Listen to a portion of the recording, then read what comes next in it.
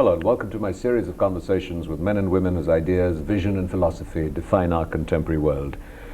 My guest today has been described as the living legend in the fields of the environment and sustainable development. He's set up his own NGO, Development Alternatives, which works in a whole range of areas and addresses issues and develops technologies and serves as an advocacy group for issues related to sustainable development. He was awarded the UN Sasakawa Award for the Environment, widely recognized and regarded as the Nobel Prize for the Environment. I'm delighted to welcome Dr. Ashok Khosla. When I was sort of reading up some of your recent writings, I came across the word glocalization. What is glocalization?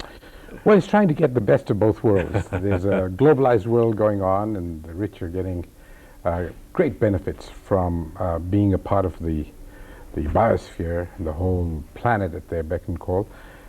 And then there are lots of people who are not benefiting from that, who could benefit from a totally different kind of action, economic activity, which is local. And glocalization is a concept which essentially tries to bring the best of both. Gandhiji wrote about and tried to sort of hold up as a model, Schumacher, the small is beautiful idea. In what ways are you juxtaposing this in practical terms with globalization so that it becomes glocalization? In a sense, the step beyond the traditional small is beautiful approach is that you've got to scale it up. And to scale it up, to be able to be meaningful to everyone, you do have to introduce the concepts that while we cannot go on consuming resources the way we've been consuming them without massive destruction of our planet and our environment, we can do things differently so that our lives are just as fulfilled, maybe more so. We live decent and comfortable material existence, physical existence. But at the same time, we're not actually destroying the very resource base on which we depend. That essentially is the argument and the logic of sustainable development. And you have argued very passionately that the models of development that the West, the United States, for example, is preaching or promoting or practicing itself, if followed by the rest of the world, would be unsustainable as far as the ecology of the planet is concerned. What are the forces that could begin to resist this inevitable movement towards catastrophe, in a sense? Can we resist, in tangible terms, the market? There are people like you who are doing seminal work and promoting and presenting alternatives, but isn't there this massive energy of the market, in a sense, swamping you? Yes, it's a juggernaut. We really don't have a way. And it's the exact word that you used, catastrophe, that we're heading towards. We can only hope that there will be some mini catastrophes before that, which remind us that we can't go on in the same way. It's very difficult to see how to change the direction of this enormous, gigantic, titanic tanker going in this direction to one that is more likely to survive, without people making fundamental and very deep changes. And those are not going to happen simply by proselytizing, by talking, by persuading. Analysis and reason have their limits in trying to change people's attitudes and their ways of thinking and behavior.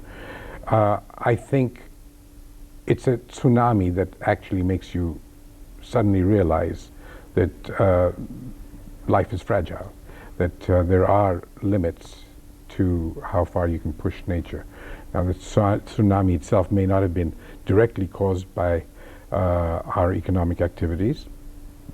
May have been, but I doubt it. But there are similar kinds of events that are going on which are caused by human activity. Is this faith in the individual and in his, her ability to create these smaller models that work, the work of development alternatives, that encouraged you to, you had a degree in natural sciences from Cambridge, experimental physics from Harvard, and you worked with the United Nations, you worked with the government of India, from this macro to working to actually demonstrating and going beyond, the rhetoric of words and discussions and meetings and conferences. Looking back in your work with development alternatives, how significant do you think that impact has been in reversing this larger flow? I mean, I know of the hundreds of thousands of lives your work has impacted, of the the many technologies that you have brought into application, but is that in that larger sweep making a difference? Well, no, it's got a long way to go, and I think we're going in the right direction, but not with the speed and timescales that are necessary to address the urgency of the threats that humankind and nature are facing. But that's not really the reason one goes into these things. The global system, the national policy and governance systems are, in my view, akin to writing beautiful menus. We spent a good part of our time perfecting the calligraphy of the menu. When you look around and you see there's no food in the kitchen, you realize that this is a game that's somehow going to have to come to an end. So I spent a good part of my wasted youth in writing good menus. But I realized that one had to get into the kitchen if one was going to make a difference. Now, doing that transition requires a lot of time. It requires mobilizing the food, it requires mobilizing the spices and all the other things, and not to mention the fuels for the cooking and the water and everything else. And these don't exist. So it will take time to do that. But I believe that the world is heading towards rethinking some of these things. It's going to take a while. It's certainly not a mainstream occupation that I have, but I think it is pretty clear from whatever analysis my fellow environmentalists do that there is no choice. We do you have have to often said that one of the most important things that you did when you sort of took this step was to begin to listen to what people were saying, what the poor were saying, that the technologies exist, there's so much development, why are we still poor? What are some of the significant things that you hear today? Well, just that why is it that over the last 50 years the world has spent trillions of dollars in development assistance from overseas, even more on development budgets, huge numbers of schemes and projects and programs, and why is my life so poor? Why is it that I have to walk for 3 or 4 hours to get drinking water? Why is it that I can't get enough food to feed my kids 2 meals? Now these are common questions that people are asking, that if you've got such incredibly intelligent people running our countries in the South, then why are we in such a mess? I think that's a legitimate question, and I don't think it's been answered adequately. My feeling is that the answer is actually with the same people, and the answer really is give them a chance to stand on their feet and get on with the job of making lives and livelihoods. We haven't really given them a chance to do that. We've chosen a very top-down, paternalistic approach of saying, we will take care of all your needs, and we haven't done that. We can't do it. As governments, as private sector, as big corporations, as NGOs, we're not in that business. All we can really do is create the circumstances in which people can create lives for themselves. And that is an approach we never took. We came and made a lot of promises. We said, we'll build roads for you, we'll build bridges, and we'll bring you water, and we'll bring you electricity.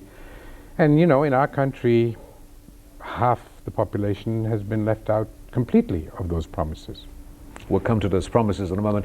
You're watching a conversation with environmentalist development specialist, sustainable development specialist. I'm Ashok Khosla. We'll be right back after a short break. Don't go away. Welcome back to Continuing Conversation with Ashok Khosla. We were talking about empowering people to stand on their own feet, to be able to take the kind of decisions that are relevant to them, to make their own choices. In what way can this be structured? Can it be processed? Can it be made to happen? On a large scale? Yes. Well, I believe the marketplace is actually where it's going to happen. But it's a different market from the one we have today. It's a market that makes it possible for smaller actors, local actors, what we might call small and even smaller, mini and micro enterprises. They are the ones who create jobs. After all, in our country, the big corporate sector has created less than 10 million jobs, 1 crore jobs. That's, not even a small percentage of the number of people who need work.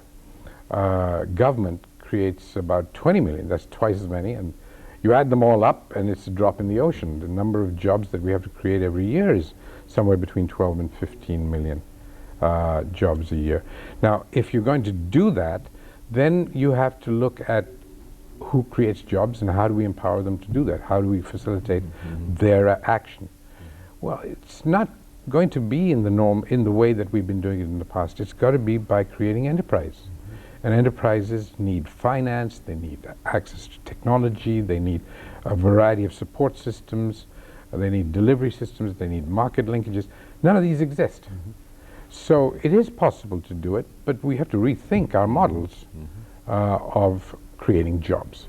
You have been a critic of poverty alleviation programs, which is sort of where money is pumped into the process. You have been anguished about the degree of poverty that continues to exist and that we haven't been able to eradicate. What solutions do you recommend for the eradication of poverty? I think actually the answer to that question is quite a simple one, and that is to build the ability, the capacity of communities and individuals to create work and products and services that they need for themselves.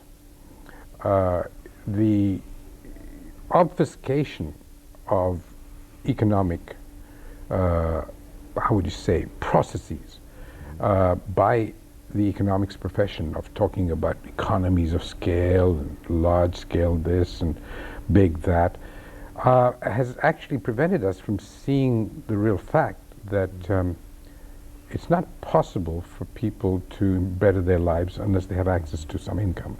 Income comes in today's world from work, from a variety of livelihood type opportunities that people need. We've actually concentrated on production and on reducing the cost of products and services rather than look at the issue of who's going to buy them. Where is the purchasing power coming from? And that's what the prime fallacy of globalization is. You can certainly make things cheaper by going over to China or going over to Philippines or wherever else, but who's going to buy that? And if the global economy is stagnating, it's very largely because we've looked at one end of the equation and not at the other. If you really want to improve people's lives, then you have to do both. And you have to do both production and purchasing power in a manner that doesn't destroy the environment. And because that's, in the long term, a cost which will prevent you from being able to continue to do that. So the answer to your question is very simple. You basically set up economies that work at the local level. If they work at the local level, then they gradually get to a stage where they need more and more, and instead of being ecosystem economies, local, dependent on local resources, they become biospheric economies, where they start buying things from larger and longer distance places. Isn't this in some way related to sort of two different views of what human nature is? I think sort of globalized capitalism is working from the assumption that you create competition and somehow that begins to fulfill human needs because we're naturally competitive, we have a natural inclination for increased consumption, and that ultimately there will be a trickle-down effect. Now, obviously, the trickle-down effect hasn't happened. Yes. And then there is sort of the other side of it, which people like you and the sort of the more holistic vision is that no, sort of there is another view of human nature, nurture, of local communities fulfilling themselves. Isn't this sort of the competitive one, the dominant, and I use this sort of, you use the word titanic energy force that is sweeping the world? Where is the impetus for change going to come from? You've articulated frequently a loss of faith in the institutions and in the experts who sit across tables and do this. Is there hope that at the local level, communities will be able to organize themselves, stand up, and assert these rights, these elements? They will have to. If we are going to depend on the trickle down, we've got another 100 years to go before we eradicate poverty, before people get electricity in their homes or water to drink.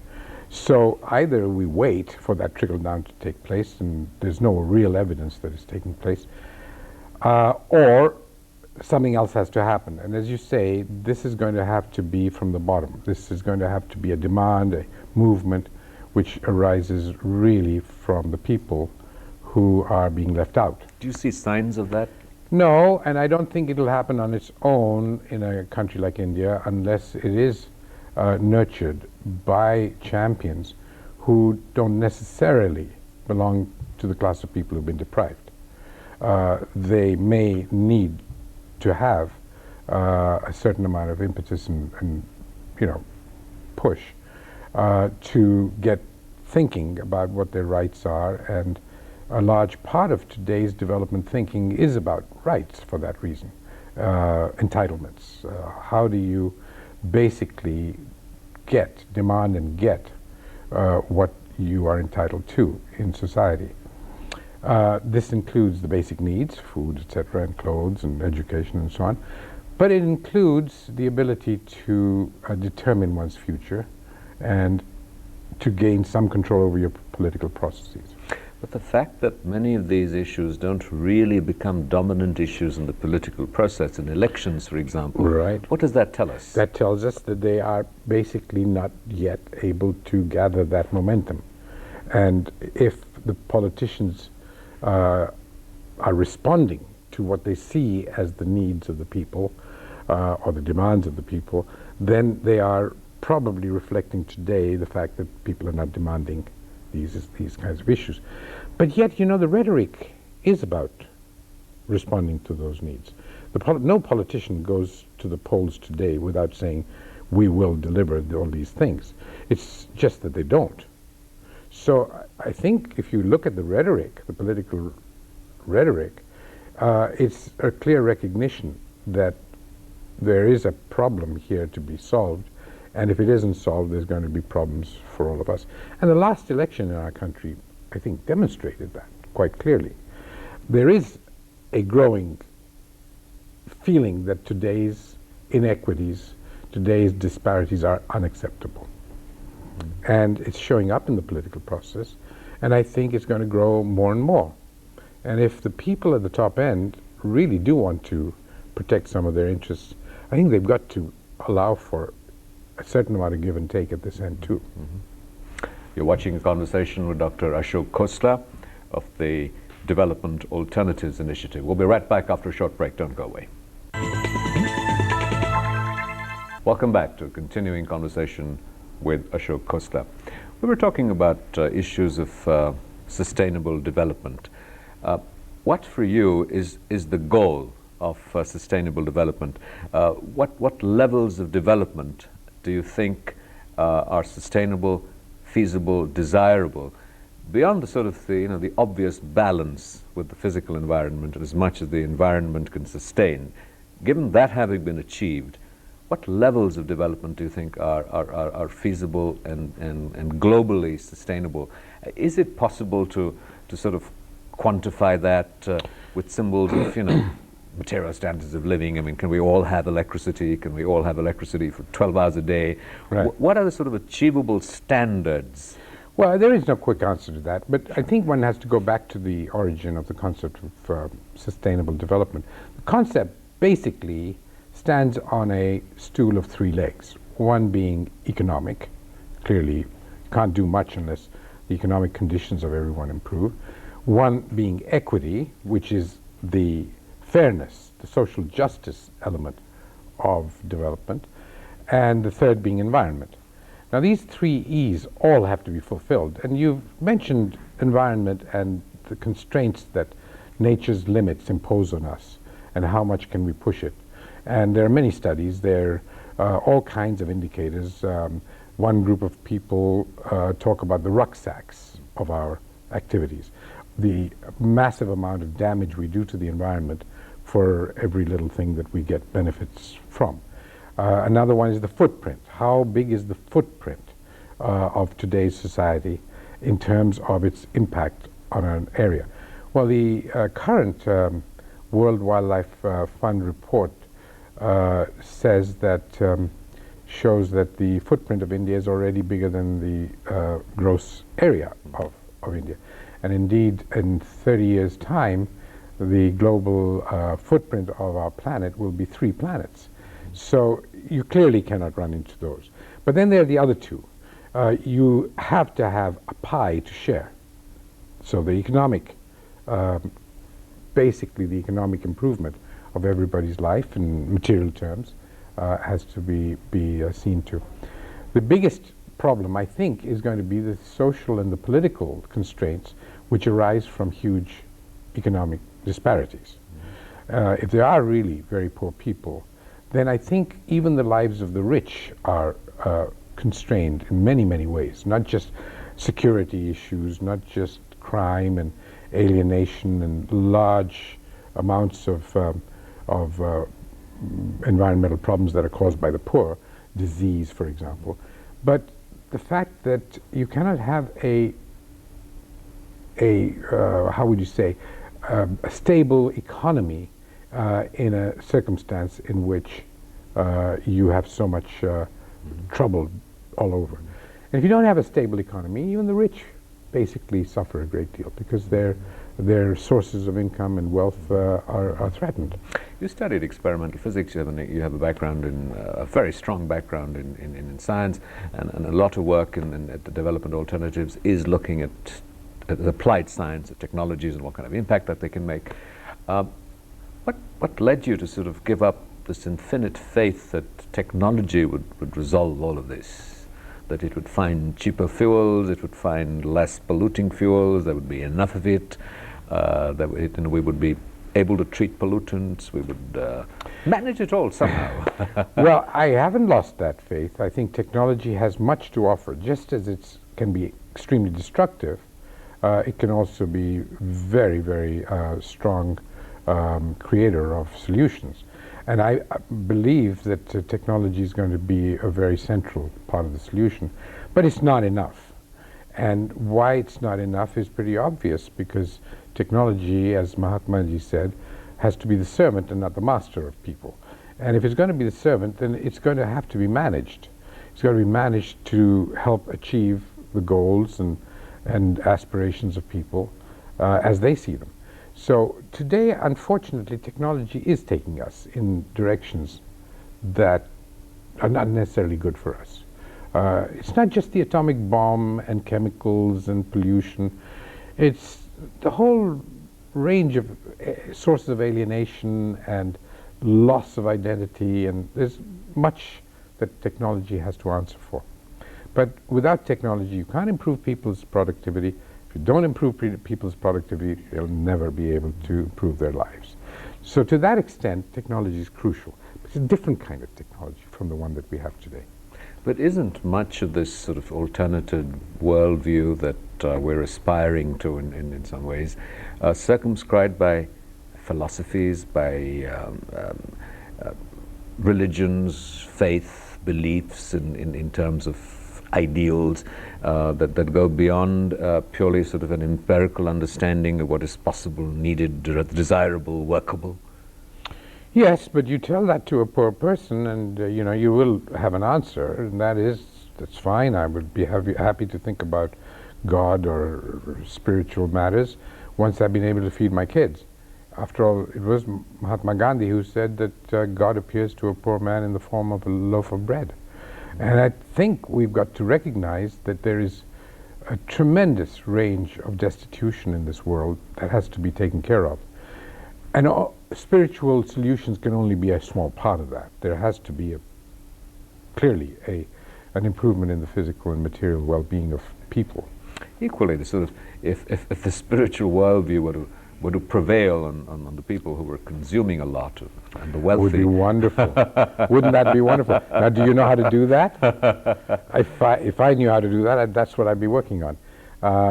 I don't. So what was this, was there a spiritual dimension, was there a moral dimension that led you to walk away from a life potentially lived like that to what you're living now? I didn't really walk away. I walked towards something that I found much more challenging and intellectually interesting, and that was that I came not just from a world in which science was very important, but from a country in which humanity was very important. And I wanted to live my life in India, and I didn't see how I could justify the kind of life that I was used to leading in a country where 700, maybe 800 million people were deprived of the most basic necessities.